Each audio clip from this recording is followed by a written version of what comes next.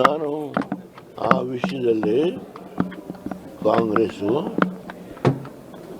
ಅವರು ಟಿಕೆಟ್ನ ಹಂಚುವಾಗ ಸ್ಟಾಲಿನ್ಗೂ ಅವ್ರಿಗೂ ಒಬ್ರಿಗೊಬ್ಬರಿಗೆ ಪರಸ್ಪರ ಡಿಫ್ರೆನ್ಸೇ ಬಂತು.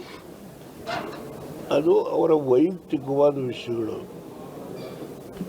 ಅವರು ಕರುಣಾನಿಧಿ ಇದ್ದಾಗ ಎಷ್ಟು ಸೀಟ್ ಕೊಡ್ತಾಯಿದ್ರು, ಸ್ಟಾಲಿನ್ ಏನು ಮಾಡಿದ್ರು, ಅದರಿಂದ ಅವೆಲ್ಲ ಚರ್ಚೆ ಮಾಡಿ ಉಪಯೋಗ ಇಲ್ಲ.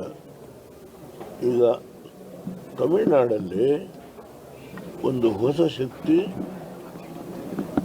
DMK ಅಣ್ಣಾ DMK ಎರಡನ್ನು ಹಿಂದೆ ಹಾಕಿ ಕಾಂಗ್ರೆಸ್ಸನ್ನು ಹಿಂದೆ ಹಾಕಿ ಕಾಮರಾಜನಗರದಿಂದ ಹಿಡಿದು MG ರಾಮಚಂದ್ರನು, ಕರುಣಾನಿಧಿ, ಜಯಲಲಿತಾ ಇವರೆಲ್ಲರ ನಾಯಕತ್ವವನ್ನು ಹಿಂದಕ್ಕೆ ಸರಿಸಿ ವಿಜಯನ್ನು ಭಾಳ ಮುಂದೆ ಹೋಗಿದ್ದಾರೆ.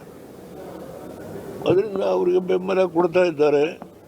ಜನ ಎಲ್ಲೋದ್ರೂ 40 ಲಕ್ಷ 50 ಲಕ್ಷ ಜನ ಸೇರ್ತಾರೆ. ಒಬ್ಬ ಸಾಮಾನ್ಯ ಅಸಿಸ್ಟೆಂಟ್ ಡೈರೆಕ್ಟರ್ ಮಗ